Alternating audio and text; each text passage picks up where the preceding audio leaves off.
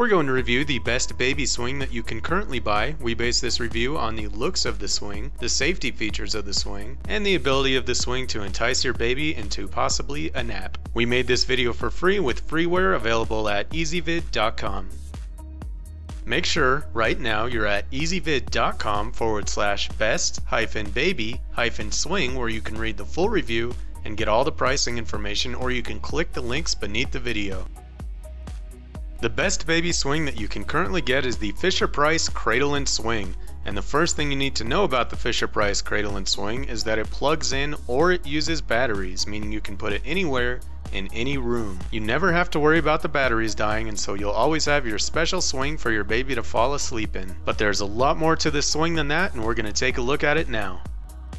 So take a look at the picture of this swing. It's extremely cute and the colors are neutral. The toys are also cute and also neutral in color. So this swing will match any room and any baby, and your baby will look great in it, especially if you're taking pictures. The swing is also extremely safe with a 5-point harness, making it perfect for when you need to get things done around the house and you just want your baby to take a nap or play with some toys for a minute.